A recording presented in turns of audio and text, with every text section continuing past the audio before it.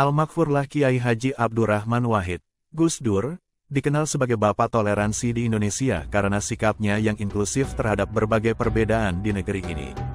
Tetapi, sosok Presiden keempat RI ini juga dikenal memiliki kepedulian pada persoalan lingkungan.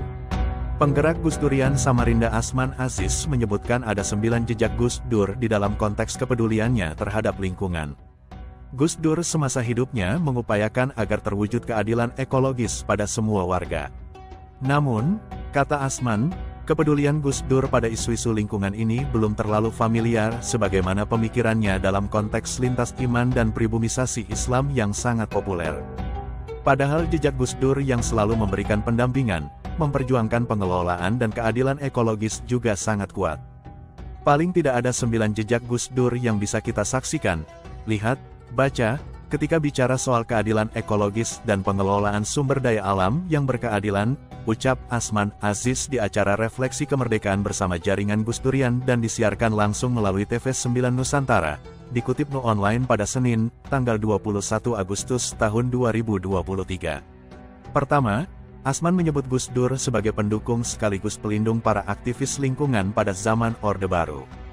Salah satu tempat teraman ketika para aktivis diintimidasi rezim militer Orde Baru kala itu adalah PBNU karena ada Gus Dur yang selalu siap menjadi pendukung dan pelindung. Itu banyak disampaikan, banyak dibicarakan, banyak dikisahkan oleh para aktivis lingkungan dan aktivis pembela demokrasi, kata Asman.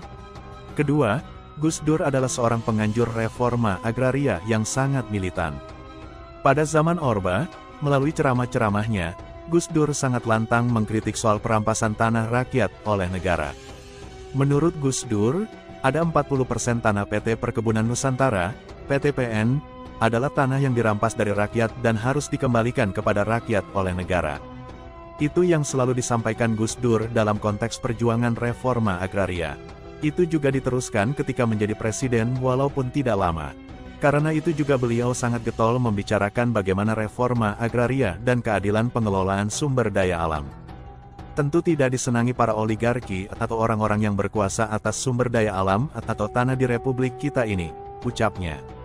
Ketiga, Gus Dur mendorong lahirnya ketetapan Majelis Permusyawaratan Rakyat, TEP MPR, Nomor IX tahun 2001 tentang pembaruan agraria dan pengelolaan sumber daya alam. TEP MPR ini lahir pada saat Gus Dur menjadi presiden.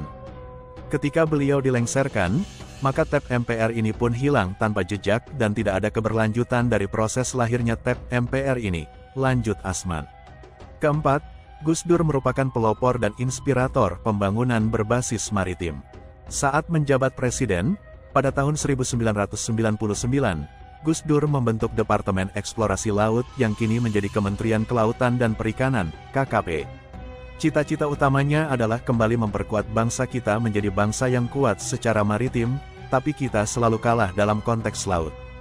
Ini yang kemudian diperkuat Gus Dur lalu mendirikan kementerian yang secara khusus menangani kelautan dan kemaritiman, ucap Asman. Kelima, Gus Dur adalah pelopor lahirnya Green Party. Gerakan ini bukan dalam pengertian partai berwarna hijau seperti Partai Kebangkitan Bangsa, PKB, yang didirikan Gus Dur. Tetapi Green Party itu bermakna bahwa partai politik harus punya komitmen yang kuat atas keberlanjutan lingkungan dan keadilan pengelolaan ekologi.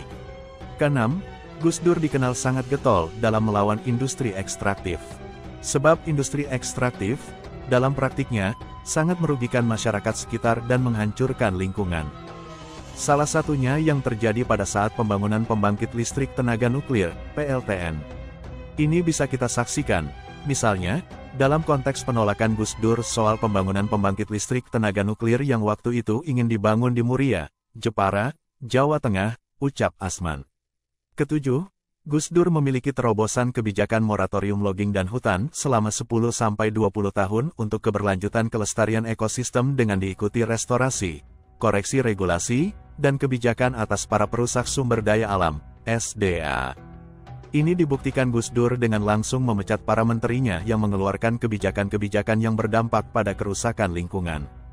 Gus Dur memecat menterinya, Nur Mahmudi Ismail, dan menggantinya dengan Marzuki Usman, karena salah satu indikatornya bahwa Nur Mahmudi terlalu banyak mengobral izin eksploitasi sumber daya alam, dalam hal ini perhutanan dan perkebunan. Nur Mahmudi di Tenggarai mengeluarkan sebanyak 57 izin dengan luas 2 juta hektar. Ini yang membuat Gus Dur berang, marah, dan menggantinya dengan Marzuki Usman, ucap Asman. Kedelapan, Gus Dur punya gagasan tentang membangun kurikulum pendidikan Islam berbasis lingkungan. Ini juga salah satu kritik Gus Dur terhadap paradigma sebagian besar gerakan Islam dan pemikir-pemikir Islam yang sangat developmentalisme, sehingga tidak memberikan ruang untuk penguatan pendidikan agama yang juga bermuatan lingkungan. Kesembilan, Gus Dur dianugerahi oleh Wahana Lingkungan Hidup, WALHI, sebagai tokoh pejuang lingkungan pada 2010.